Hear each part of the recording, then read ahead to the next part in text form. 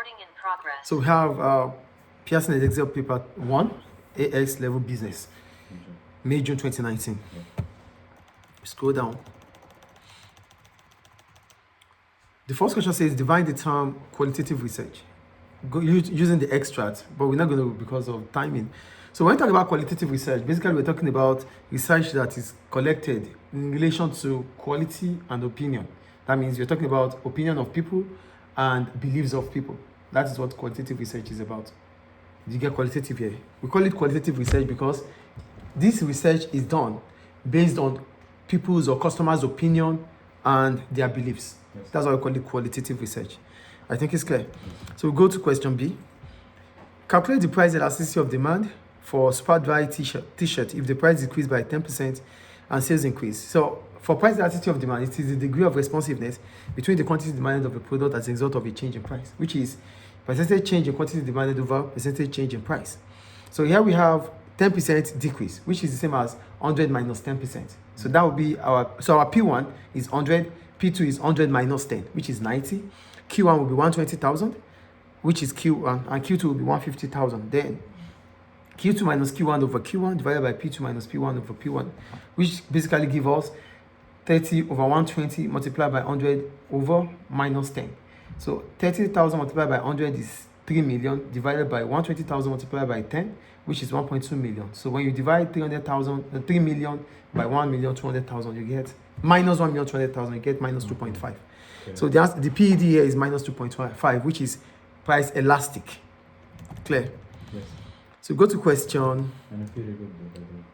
We won't talk about inferior here because it's price elasticity of demand. If it was income, okay. Yeah, if it was income, we talk about inferior goods.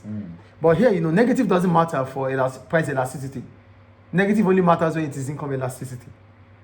Yeah, remember that, please put it in mind. Yes. So question C. He said, analyze two different methods of primary research. Analyze how two different methods of primary research could help super dry. First, what is primary research? I wrote primary research is the first-hand research that is specific for the business needs. First-hand research that is specific for the business needs. That's why we call it primary research. So examples of primary research I mentioned here is questionnaires and focus group. And for questionnaires, what is a questionnaire? A written note which you need to get from customers or potential customers about whatever you need to. So here I wrote, this will enable SuperDry get a direct feedback from customers, which might be helpful to understand consumer needs such as a more feminine range of clothes. They talked about it there, of clothes, and response may allow SuperDry to sell more. So if with questionnaire, the feedback gotten is that they need more feminine clothes, SuperDry will have to produce it. And if it produces it, it's going to increase its revenue. Do you get the point there? And the second one I mention here is focus group. And for focus group, it provides qualitative data on SuperDry products, such as the need for quality. And when quality is being produced, what happens? SuperDry will be able to sell with higher prices or premium prices. So that's the importance of primary research to SuperDry, focus group or questionnaire. So for questionnaire, you get more information to know what you have to produce. For focus group, it talks about the quality of the product, which allows SuperDry to be able to sell with premium prices, which is higher prices. Is it clear? Yes.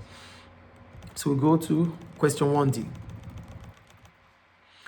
They say we have, using the data in extract B, discuss the likely impact of SuperDry for profit share plan on employee motivation.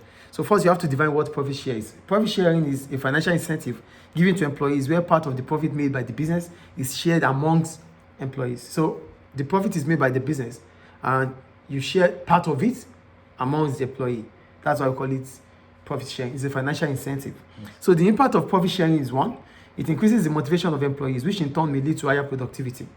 That's the first, the first benefit of profit sharing. The second one I wrote, it also shows that employers value their employees. Okay, yeah. And what does that imply? It means they will be able to stay with the work. They will be loyal.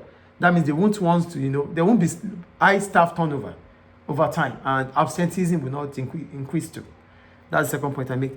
So, however, employees who are lower in hierarchy, you mentioned it too. Okay. Employees who are lower in hierarchy, that there's gap between the junior staff and the senior staff. Yes. So if there's gap between the junior staff and the senior staff, so that means the profit sharing will not be the same. Yes. So this could demotivate the lower hierarchy, lower staff, that means the junior workers or subordinates. And two, I said not all employees are motivated with financial incentives. So these are the reasons why it might not be beneficial.